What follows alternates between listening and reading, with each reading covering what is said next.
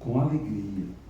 Fala aos nossos corações nessa noite, nós pedimos em nome de Jesus. Amém. Como eu falava, nós vamos hoje desviar um pouco do tema, que é a sequência do estudo da carta aos Filipenses, mas continuar em Filipenses. Tanto é que o texto projetado é o capítulo 1, versículo 2, em que Paulo, na saudação inicial, ele diz: a vocês graça e paz da parte de Deus, nosso Pai, e do Senhor Jesus Cristo. Não é só Deus, essa construção é muito paulina. Deus, Pai, Deus, nosso Pai. Então, além de ser Deus, o poderoso, o Criador, Ele é Pai. Agora, é importante colocar um dado muito esclarecedor. Biblicamente, teologicamente, Deus não é Pai de todos. Eu sei que isso choca, porque nós aqui no Brasil aprendemos a máxima, né? Eu também sou filho de Deus. Certamente você já ouviu isso. Todos, quando reclamam algum direito, algum favor, acrescentam: eu também sou filho de Deus. Quem tem estudado comigo essa trajetória, livro por livro da Bíblia, descobriu que, por causa do pecado de Adão nos representava diante de Deus no jardim, e quando ele desobedece, vem sobre ele a morte espiritual e também a morte física. A partir de Adão, todo ser humano adoece, envelhece e morre. A morte física não estava no plano original de Deus. O homem viveria eternamente, espiritualmente e fisicamente. Quando a natureza pecaminosa foi herdada como a consequência do pecado de Adão, ele era o nosso representante, portanto, os seus representados foram alcançados pela maldição que chegou sobre ele. Antes a gente era abençoado, todos os descendentes de Adão, antes do pecado, eram abençoados pelas virtudes de Adão e pelas bênçãos que chegavam até Adão. Nesse sentido, quando Adão peca, todos os seus descendentes recebem automaticamente, quase que geneticamente, uma natureza pecaminosa. Eu falei quase geneticamente, porque a genética está ligada com o corpo.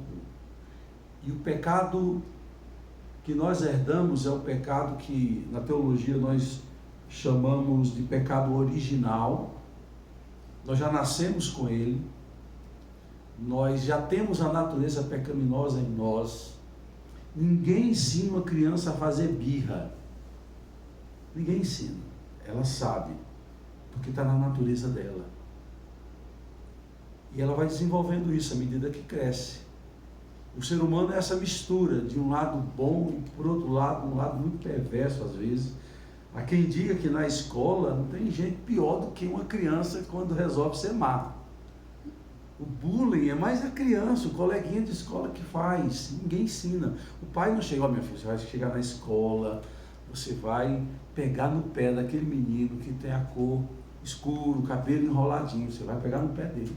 Pelo contrário, ó, se comporte, né? Eu não falei isso? Se comporte, toma jeito. Então essa natureza pecaminosa, a gente nasce com ela. Paulo, em Romanos 7, vai dizer: miserável homem que sou, porque a gente quer fazer o bem, a gente quer acertar, de vez em quando a gente se pega pensando, dizendo, olhando, fazendo coisas que a gente diz assim: cara, não me reconheço nisso. Eu não me reconheço nisso. É isso que eu chamo de natureza carnal. É essa prontidão a fazer o mal, que é muito maior do que a vontade de fazer o bem em nós. E nós existem as duas. Mas quando a gente conhece Deus, a gente tem mais facilidade de fazer o bem. Mas não quer dizer que a vontade de fazer o mal não habita em nós. Habita, é a natureza pecaminosa. E depois que Adão pecou, nós fomos afastados do jardim. Nós somos agora inimigos de Deus, porque nós agora militamos contra Deus. O homem não quer Deus. O homem natural não quer Deus. O homem natural quer o favor, a bênção de Deus. Porque quando diz você tem que andar com Ele, ser obediente a Ele, não, eu só quero um lado, ó, o lado da bênção, esse lado de seguir obedecer, isso eu não quero muito, não. Isso revela a nossa natureza pecaminosa, porque nós somos egoístas, gananciosos e pensamos só em nós mesmos. É a marca do ser humano decaído, herdeiros de Adão. E a Bíblia diz que nós éramos filhos de Deus quando estávamos em Adão sem que ele pecasse. Depois que Adão pecou, a Bíblia diz que nós somos inimigos de Deus. Nós somos criaturas de Deus. Daí a razão de quando você lê João capítulo 1, versículo 12, diz assim: e a todos que o receberam, deu-lhes, quem deu-lhes? Deus, deu-lhes o poder de serem feitos filhos de Deus. Quando é que nós nos tornamos filhos de Deus, portanto? Quando a gente crê nele de todo o coração, quando a gente entrega a vida a ele. Aí nós voltamos para ele. Lembra que nós saímos do jardim? Nós, por natureza, nos afastamos de Deus. E quando você lê a Bíblia, é interessante. Quando Adão e Eva pecam, o primeiro ato, quando Deus procura Adão, é que ele está escondido atrás de uma árvore. Ele está se escondendo de Deus. A nossa natureza pecaminosa faz de tudo para a gente se esconder de Deus. Então, Deus restitui essa condição de sermos filhos por meio de Jesus, quando a gente crê. Você vai pegar isso em 2 outros textos bíblicos. O primeiro, quando você vai para a primeira carta de João, está lá pertinho de Apocalipse, no final. É impressionante a insistência de João de usar um termo, aquele que é nascido de Deus. Não sei se você lembra. Quem é nascido de Deus, aí ele vai dizer o comportamento de quem é nascido de Deus. Não odeia seu irmão, não vive na prática do pecado contínuo. E ele vai dizer que quem é nascido de Deus parece com Deus. Ou seja, quando a gente crê, acontece o processo que a teologia a gente chama de regeneração. Regeneração tem a ver com 2 palavras latinas. R de novo, e genera é vida, vem de gens. Então, genética, regenerar é ter uma nova vida. E nessa nova vida é porque nós somos colocados na condição de filhos. Outro texto bíblico que nos ilustra claramente isso é a experiência de Nicodemos. Nicodemos ouve de Jesus uma palavra que deixou-o confuso, né? Jesus disse assim: você tem que nascer de novo. E mais uma vez é outra palavra que a gente usa fora de contexto. Quando você sofre um acidente, sobreviveu, aí as pessoas dizem: eu nasci de novo. Não é isso que Nicodemos ouve de Jesus. Quando Jesus fala para Nicodemos que ele tem que nascer de novo, ele quer dizer que quando a gente nasceu biologicamente, a gente nasceu morto. Está lá em Efésios 2. Vós estáveis mortos nos vossos delitos e pecados, mas Deus vos deu vida. Efésios 1. Estou confundindo. Efésios 1. Vós estavais mortos nos vossos delitos e pecados. Então nós já nascemos com essa natureza pecaminosa. Aí Deus nos dá vida. É o segundo nascimento. É o nascer de novo. É quando a gente nasce espiritualmente, quando a gente crê, ou quando a gente se converte, ou quando a gente é regenerado. É esse segundo nascimento que me faz ter Deus como Pai. Se você lê o Velho Testamento, Deus é chamado de pastor, de noivo de Israel, algumas vezes chamado de pai, mas não muito. Algumas vezes Deus é chamado de pai. Você vai para o Novo Testamento, você vai encontrar uma abundância do uso desse termo pai, se referindo a Deus. Porque veja bem, quem introduz isso é Jesus. É Jesus como filho que é, o filho unigênito, aquele que procede do Pai, o Filho de Deus, que a gente tem que declarar que Ele é. Pedro diz: tu és o Cristo, Filho do Deus vivo. E Jesus, principalmente no Evangelho de João. No Evangelho de João não é outro nome senão Pai. Jesus vai se referir a Deus como Pai. E é uma quantidade imensa. Também nos outros evangelhos, o termo Pai é usado não na proporção de João. Então, o teólogo J.I. Packer, ele é anglicano, inglês, faleceu um dia desses. Ele diz assim, que o nome de Deus no Novo Testamento é Pai.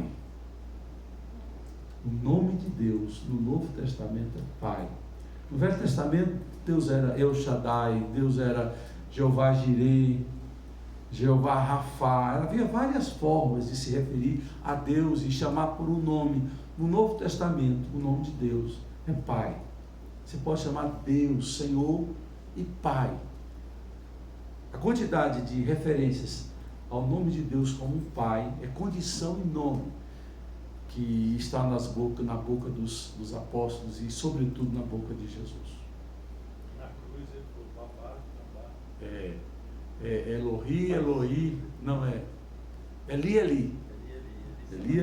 Ali é a única parte, porque ele chama Eli, meu Deus, porque era cumprimento de um salmo. Ele tinha que repetir aquele salmo, para dizer que na morte de Jesus se cumpriu aquele salmo.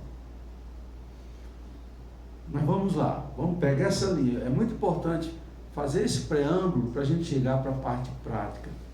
Então Jesus chamava Deus de Pai. E por que Pai?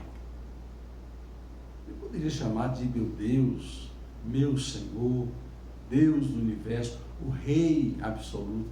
Por que Jesus escolheu o termo Pai? Porque é um termo mais relacional. Se chamar Deus como Rei é uma declaração, é um reconhecimento? Mas é um pouco impessoal, né? Porque o rei senta no trono e fica cá embaixo. Se eu chamo Deus de Senhor, é o dono de todas as coisas, é um reconhecimento do que Deus é, e Deus é Rei, Deus é Senhor, mas não é tão próximo. Agora, quando eu digo que Deus é Pai, eu estou dizendo que eu sou o quê? Obviamente, filho. Então, quando você diz que Deus é alguma coisa, você está afirmando de si também. Já pensou nisso? Porém, o grande problema nosso, pecadores que somos, é que nós temos uma certa facilidade de dizer que Deus é Pai, mas temos dificuldade de nos ver como filhos. Porque a gente não se acha digno. E por que a gente não se acha digno? Porque a gente erra tanto. A gente tem tantas imperfeições. E a gente diz como o filho pródigo que voltou a casa e disse, me chama de servo, eu não sou digno de ser chamado teu filho. Aí Deus fala, porque ali é uma metáfora de Deus, né? Um relacionamento de Deus conosco. A história do filho pródigo. O pai faz calar o filho e diz o que o filho disse, porque ele, mesmo com o pedido do filho para que o pai não o tratasse como filho, diante do que ele havia feito, pediu herança antecipada, foi embora, sumiu, não mandou um e-mail, não mandou um WhatsApp, não mandou nada, e depois volta quando tudo acabou. Saúde acabou, comida acabou, dinheiro acabou, ele volta. E o pai o trata como filho. Porque Deus não é como os pais da terra. E guarde isso aí que eu vou agora introduzir algo muito importante. Você lembra da oração do Pai Nosso? Todos nós lembramos, porque católicos, protestantes, evangélicos e outras coisas aí misturadas sabem a oração do Pai Nosso. A oração do Pai Nosso começa dizendo: Pai Nosso que estás no céu. Pai Nosso que estás no céu. Santificado seja o teu nome. A oração do Pai Nosso é a oração que só um convertido faz e entende a profundidade dessa oração. Quem não é convertido repete, e repete como um doido. Eu não sei, antigamente eu gostava de futebol, hoje mal assisto. Mas os jogadores de futebol, antes de entrar no jogo, eles diziam: Pai nosso, está no céu, não de casa, seja o nome. Vocês já viram isso? Não. Eu já vi. O negócio é uma repetição assim, é uma espécie de um amuleto fazer aquela oração, uma espécie de tem um termo que a gente usa que é amuleto, depois eu lembro. Um mantra, isso, obrigado, Tiago. Um mantra, como se aquilo ali fosse proteger.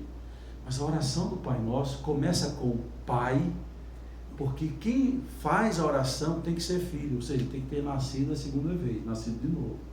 Tem que ter nascido de Deus, tem que ter passado pela conversão e ter recebido o poder de ter sido feito filho de Deus. Porque quando você chama Deus de Pai, você se vê como um filho e você entra num relacionamento. Quem não está num relacionamento filial não sabe o que significa chamar Deus de Pai. Não entendeu as consequências de Deus ser chamado de Pai. E automaticamente de eu e você sermos chamados de filho. É uma relação muito íntima, é uma relação muito próxima. E quando eu me referi à oração do Pai Nosso e disse que era importante que vocês prestassem atenção, é por um fato. Ele diz: Pai Nosso que estás onde? Nos céus. E por que ele diz isso? Porque o contraste é ressaltado. Eu sei que o que eu vou dizer agora não é regra absoluta, mas ele tem uma ênfase muito forte na vivência dos lares de todos os tempos. Normalmente, numa estrutura familiar, a mãe, e por ser mulher, eu sou um grande admirador das mulheres, porque as mulheres são dotadas por uma capacidade de sentimentos e de percepções que nós, os homens, que somos brucutus, somos insensíveis, somos durões, não percebemos. Nós temos muita testosterona atrapalhando. A mulher não. A mulher, ela é aquela que faz o meio de campo, que intercede ao pai. Muitas vezes eu não apanhei porque minha mãe intercedeu. Ela vai lá, não, aí o filho quer ir para o cinema, o pai diz: não vai. Mas vai, está com os coleguinhas, falam que. Aí o pai cede por causa da intercessão da mãe. Porque ao pai, ou culturalmente, ou por instinto, é dada a responsabilidade de ser autoridade. Aí, para completar, mães que não são sábias dizem: eu vou falar com seu pai. Aí a criança fica com medo do pai e não tem respeito do pai. E os pais, na sua insensibilidade, muitas vezes são duros, são insensatos na educação do filho. Há um tempo atrás, eram os pais que batiam nos filhos mais do que as mães, e as mães batiam, era mesmo que dada. A não ser a Claudinha com um braço forte desse aí, quando pegava assim, botava para... Então, muitos traumas que existem em relacionamentos são da relação com os pais. Não estou dizendo, volto a repetir, não é absoluto que todos vão ter um trauma na relação com o pai, mas em muitos casos sim. Por isso que o Pai Nosso diz assim: Pai Nosso que estás no céu, para fazer uma diferença do Pai da terra. Para que a gente não olhe para Deus e associe ao nosso Pai da terra as nossas deficiências no relacionamento que a gente teve com o nosso Pai da terra. Que a gente olhe para Deus e veja um relacionamento totalmente diferente com o que a gente teve com o Pai da terra, mesmo que o meu relacionamento com o Pai da terra tenha sido mais ou menos ou tenha sido bom. Ele é sempre superior. Até mesmo quando a Bíblia usa exemplos de mães como exemplo de referência, e a gente lembra do salmista, diz assim: Não é soberbo o meu coração, nem altivo o meu olhar, não ando à procura de grandes coisas demais para mim. Antes, pelo contrário, fiz calar e sossegar a minha alma. Como criança desmamada, se aquieta nos braços da sua mãe. Olha o exemplo da mãe. Assim é minha alma para contigo. Aí Deus ganha. No final, o amor de Deus, o trato de Deus é maior até do que o maior exemplo de amor e cuidado, que é a mãe. Porque Deus Pai nos trata melhor do que o Pai da Terra e melhor de qualquer mãe que você já ouviu falar que foi uma mãe maravilhosa. Ele vem satisfazer as deficiências que o nosso Pai da Terra teve.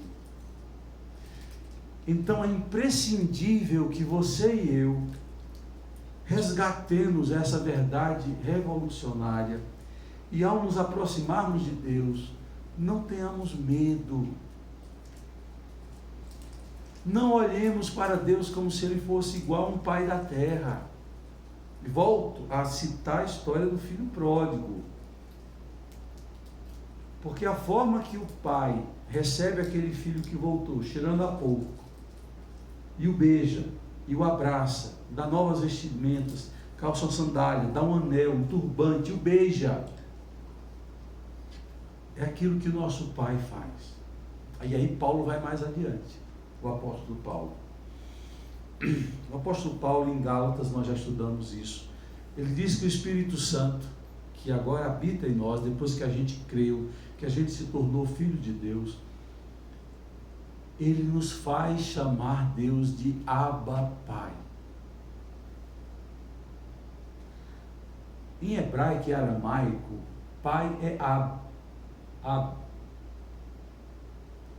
Agora você sabe por que Abraão tem Ab no começo. Ab é pai. Absalão, Ab, todo nome que começa com Ab tem Deus no nome. Tem pai no nome, melhor dizendo. Pai no nome. E quando coloca-se esse A, é claro que não é A, né? É a forma portuguesada. Abba, o baiano diria painho. Nós dizemos paizinho. É a forma carinhosa. E Paulo está dizendo que eu posso adentrar a presença de Deus, sabendo que Ele aceita termos carinhosos, que Ele é carinhoso. E Jesus um dia mostrou, deu um vislumbre de como Deus é, nesse aspecto de carinho. Quando os discípulos queriam impedir que as crianças viessem até Jesus, Ele disse: deixai vir a mim os pequeninos, e colocou no colo e as abençoou, colocou as mãos na cabeça de todas e as abençoou. É esse gesto, é essa disposição, é essa afetividade que Deus tem e Deus é dotado. E quando eu digo que isso é revolucionário, é porque eu já vivi certas limitações na minha relação com Deus, porque não tinha descoberto tudo isso que eu estou falando para vocês.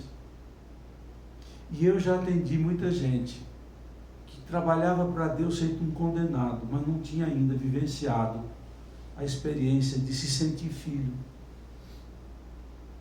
Volta à história do filho pródigo. A história do filho pródigo conta a história de dois irmãos. Um irmão que ficou em casa e um irmão que saiu de casa. O irmão que ficou em casa, a gente disse, esse descobriu que é ser filho. Não. Os dois não se viam muito como filhos. Só depois que o que saiu, aprendeu, apanhou, ele deu valor ao pai e volta. Mas o que ficou em casa, ele passou a vida inteira com o pai, mas vivendo como fosse servo do pai. Era uma relação muito do fazer para receber atenção, do fazer para receber um agrado.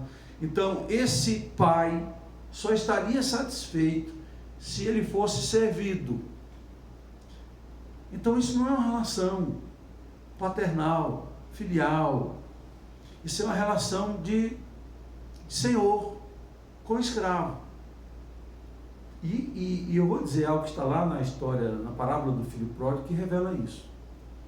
Quando ele vai tirar satisfação com o pai, porque o filho que veio aprontou e o pai deu uma porção de coisas que na visão do irmão ele não era digno, ele disse assim para o pai: pai, esse teu filho, não é mais irmão não, é esse teu filho, aprontou e o senhor faz isso. Agora eu passei o tempo todo com o senhor e o senhor nunca me deu uma ovelha sequer para eu matar e celebrar com os meus amigos. O pai toma um susto. O pai diz: meu filho, há tanto tempo que eu estou com você, o que é meu é seu, por que você não pegou essa ovelha? A resposta é óbvia: porque ele nunca se viu como filho. Apesar de estar na casa do pai, apesar de ter um relacionamento com o pai, era algo muito distante, porque ele se via como servo, somente como servo. Então, eu quero dizer para vocês hoje, no Dia dos Pais, que você precisa ver Deus como Pai. E de ouvir Deus dizer: filho amado, Deus não é só Pai de Jesus. Deus é também nosso Pai.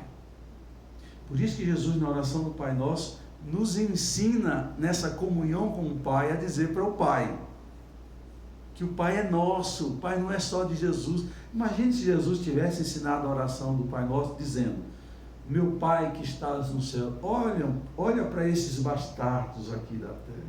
Ele não fez isso. O que ele veio foi dizer: agora, porque vocês foram reconectados com Deus pela fé, o Deus que é meu Pai é Pai de vocês, e vocês orarão assim: Pai nosso que estás no céu. Há duas outras menções históricas a esse evento de Deus como Pai e de Jesus, e que ali a gente deve aprender, porque o que Jesus passou é também o que nós podemos passar. Eu me refiro ao dia do batismo de Jesus. O dia do batismo de Jesus é um dia especial. Ele vai para o Jordão para ser batizado por João Batista. João Batista praticamente recusa a batizá-lo, diz: eu que deveria ser batizado por ti. Ele diz: é para que se cumpra o que está escrito. E quando João Batista o batiza, o que é que acontece? O Espírito Santo desce sobre Jesus como na forma de uma pomba. Detalhe, não é uma pomba, é na forma de uma pomba. E ouve-se do céu uma voz que disse o quê? Quem lembra? Esse é o meu filho amado. Este é meu filho amado, em quem me compraz, em quem me alegro, em quem me realizo. Note mais uma vez que Deus está dizendo que nesse relacionamento Ele quer se realizar em nós.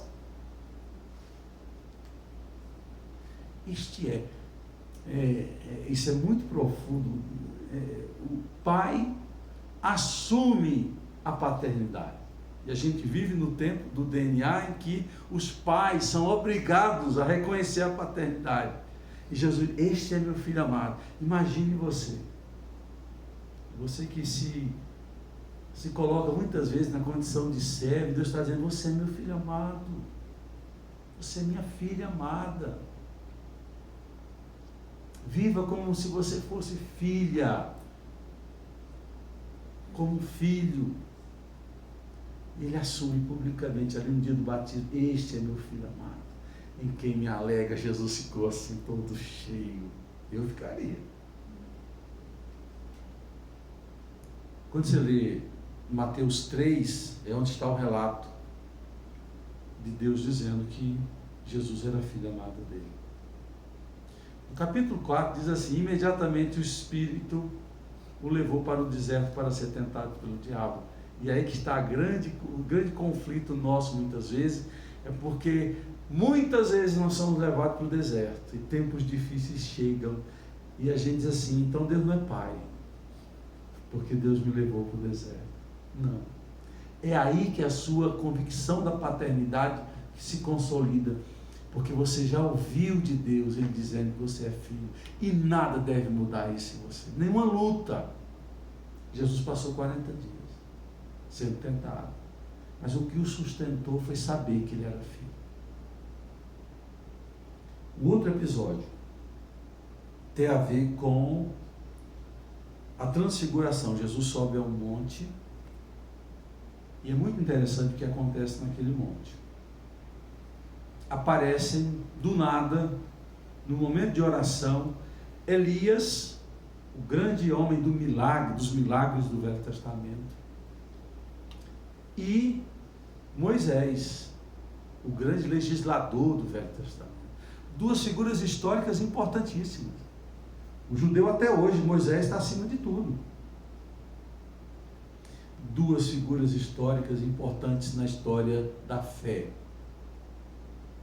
E Jesus. Aí Pedro, apressadamente, vamos fazer 3 tendas, uma será tua, outra de Moisés, outra de Elias. Aí o monte foi tomado por uma nuvem e ouve-se uma voz. E a voz diz: este é meu filho amado, em quem me compraz. A ele ouvi, acrescentado só no monte da transfiguração, a ordem, a ele ouvi. E por que é dito a ele ouvir? Porque Moisés e Elias somem e fica só Jesus. Jesus é maior do que Moisés e Elias, do que todos os seres humanos que já passaram e passarão. Por isso que nós aprendemos no último domingo que ao nome de Jesus é que se dobrará todo joelho e toda língua confessará. A ele ouvir. Ele merece obediência, ele merece adoração, só ele. Este é meu filho amado. Eu queria muito e desejo profundamente que a sua relação com Deus passasse por esse crivo, por essa ótica, entrasse nessa dinâmica de você entrar na sala do trono, no trono da graça, e abraçar aquele rei, se sentindo príncipe, se sentindo filho, sentindo amado, sem nenhum medo. Porque toda relação familiar que tem medo é porque você ainda não vivenciou o verdadeiro relacionamento que deveria existir, ter, de amor profundo, de afetividade. Deus é seu Pai pela fé em Cristo Jesus, e Ele te ouve, Ele te supre, Ele te guarda, e Ele ama. As mesmas palavras que Ele disse para Jesus, Ele diz para você. Ouça Ele dizendo: creia nessa verdade, vivencie essa verdade. Como é que eu posso vivenciar essa verdade? Nos momentos de adoração. Hoje eu creio que boa parte aqui, alguns não, uma boa parte ou ligou, ou esteve presente com o seu pai, pôde falar alguma coisa para o seu pai. Isso faz bem para quem fala e para quem ouve. E quando você pode, num momento de adoração, saber que você está falando com o seu pai, falando das suas alegrias, das suas tristezas. No momento da adoração é um momento de você vivenciar isso. Você pode vivenciar essa relação no momento da alegria, quando você quer contar uma grande bênção. Você liga para os seus pais normalmente, quando você ganha uma bênção. Você vai orar: São Pai, eu consegui, o Senhor me ajudou. Fala como se você estivesse falando com o seu pai. No momento da dificuldade, a gente também não procura o pai no momento da dificuldade. Fala com ele como se fosse, não, sendo ele seu pai. E que você tenha na sua vida de oração uma dinâmica profunda, de aproximação, de abraço, de se sentir um abraço de Deus, porque Ele é nosso Pai. Deus é nosso Pai. E isso é revolucionário, isso muda a nossa vida espiritual. Se tem um tema que muda, é vivenciar isso. E eu quero convidar a gente a fazer uma oração agora, pedindo a Deus que o nosso coração, o problema não é Deus. Deus não tem problema nenhum na imagem que Ele tem de si próprio, de nos ver como filho. O problema às vezes é nosso. Curve sua fronte, tem um momento de oração, falando com Deus e falando com seu Pai.